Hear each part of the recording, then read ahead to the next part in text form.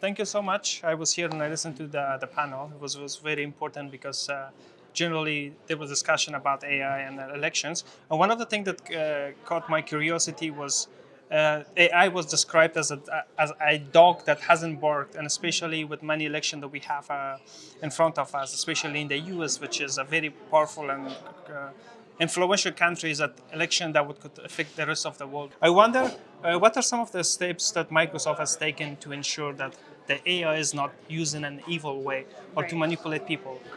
Yeah, I mean, when I say the dog hasn't barked, what I mean is we haven't seen massive deep fakes that have drastically impacted any of the elections. But I always say that with a note of caution because, as you point out, the US election hasn't happened yet. Yeah. We're just a couple weeks out from it, and anything could happen. In fact, not only are we worried about the lead up to the US election, also the weeks after the election. Yeah.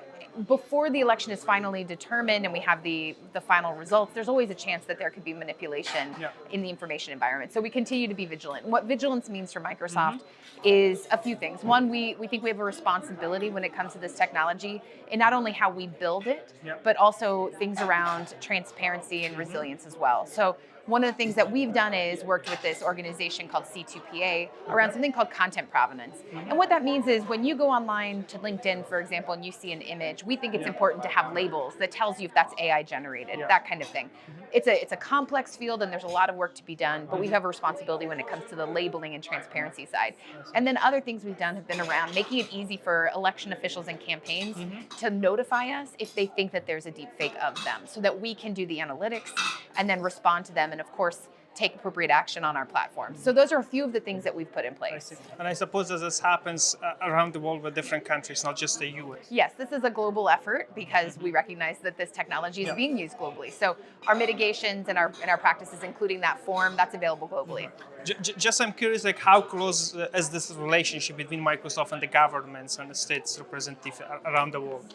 Well, we make ourselves available particularly to the governments who are running elections, especially if our technology is being used. And that goes beyond AI, frankly, because as we've seen so far in this year, most of the nation state interventions that we've seen have been more on the cyber side, right? Cyber attacks, hacking and leaking of emails, that kind of thing. So we also have an obligation to work with our customers who are using our technology to make sure we're there to help them, have them set up properly, have ways to notify them and communicate with them if we see any kind of attacks. That kind of thing. Just last question: what are some of the new initiatives that Microsoft is working to try to prevent these kind of issues in the future? Let's say near future or far future. So, is there any team or something that they would work on how AI would look like in the future that try to prevent from harms? One of the things that we're doing as we've been doing this election work is we've started to come across all the other harms that can occur or in fact are already occurring using this technology.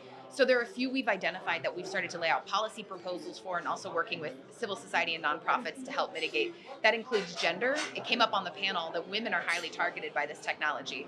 That is true of deepfakes generally, and it's also true when it comes to women in political office and in public life at all, in fact. So we have some efforts around that. We also are looking at the impact on fraud.